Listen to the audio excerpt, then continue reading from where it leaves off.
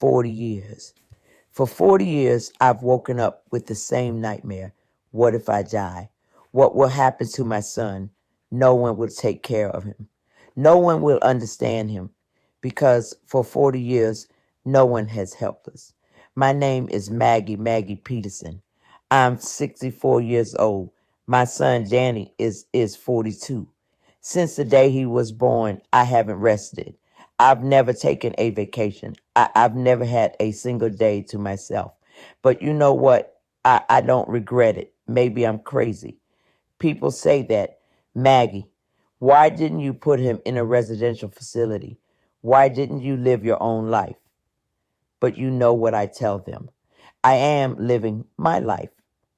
With my son, it was 1982.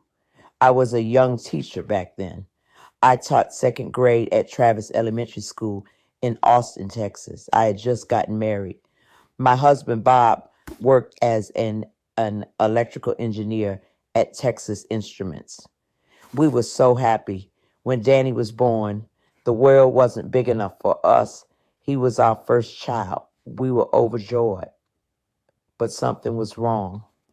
When Danny was 6 months old, I noticed it. Other babies would turn when they heard their names. Danny didn't. I'd call him Danny, Danny. He wouldn't look like he couldn't hear me. I told Bob, I think this child can't hear, I said. We rushed him to the pediatrician. They did hearing tests. Hearing was normal, but he wasn't acting normal. He turned one, not talking, not walking. Other children were starting to walk. Danny wasn't. He turned two, still not talking. He was hitting himself, banging his head against the wall.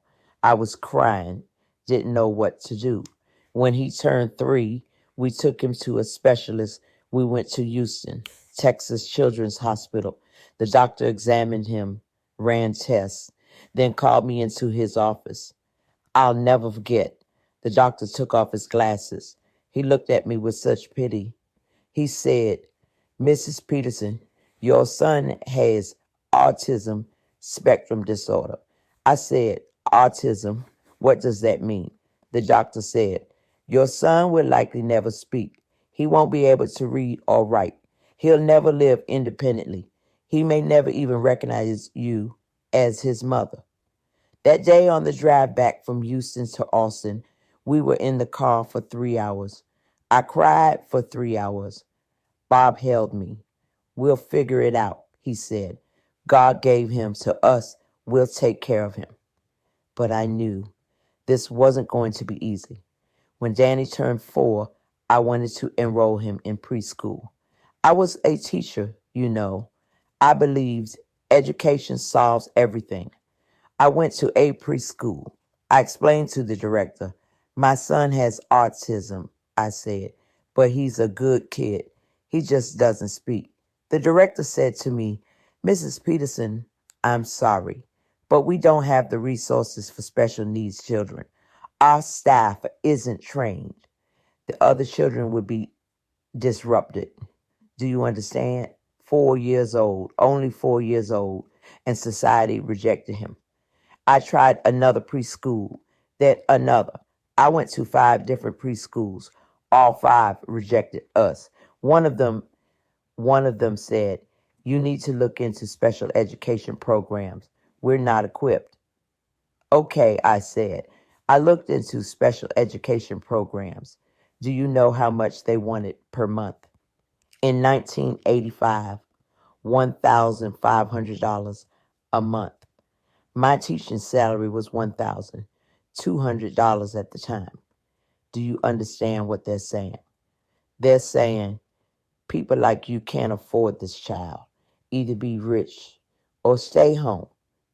You know what I did? I stayed home. I quit my job. I'm 64 years old now. I haven't worked for 40 years because no one would care for my son. No one helped. When Danny turned 5, his behaviors became very difficult. He'd wake up at 5 a.m. screaming. He'd scream for hours. He wouldn't eat. Only white bread and milk, nothing else. Bath time. Oh my God. He was terrified of water sounds.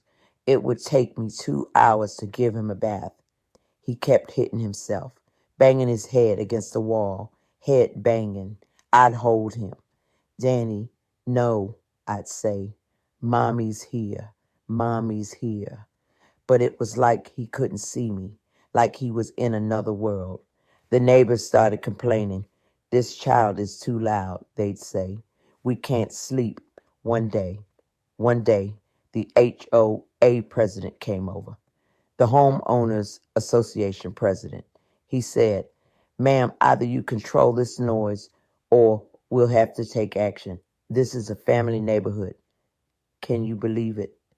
My son is sick. He's a disabled child, and the neighbors want to kick us out. That day I told Bob, we're leaving this house, but we're going somewhere where there's no one around. Bob said, where? I said, out to the country, Dripping Springs. In 1987, we moved from Austin to Dripping Springs. Bob's family had a ranch, a small house, 30 acres of land. We moved there. No more complaints. Danny could scream all he wanted. He could run all he wanted. But now we were alone. No nearby doctors. The closest hospital was 20 miles away. Even the grocery store was 10 miles away. The first year was very hard. Danny got sick, high fever, 2 in the morning. Bob had the car. He was in Austin for work. How was I going to get him to the hospital? I called the neighbor. We had a phone, but no cell phone back then. Landline. The neighbor came, drove us to Seton Medical Center in Austin. Danny had pneumonia. The doctor said, Ma'am, if you waited another day, we might have lost him. That day I understood. I would protect this child alone. No one was going to help us. When Danny turned 15, a miracle happened. He started speaking. Oh, but do you know how he spoke? Single words, mom, water, bread. But even this was a miracle. 15 years. For 15 years, I hadn't heard his voice. And one day he said, Mom, I'll never forget that day. I was making breakfast. Danny came over. He took my hand. And for the first time, he said, Mom, I froze. Did Danny speak, or was I imagining it? Then he said it again.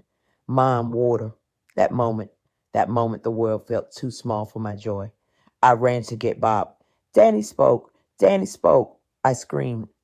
Bob came. Danny looked at him and said, Dad. But our happiness didn't last long. In 2009, Bob had a heart attack. He left early in the morning to go to work in Austin. Around noon, the phone rang. It was the hospital. Mrs. Peterson, your husband collapsed at work. He's in the EER. I rushed to the hospital. I left Danny with the neighbor, but we were too late. Bob died that day. That day, my world collapsed. I was truly alone now. Bob had always supported me. You're tired, let me take over, he'd say with Danny.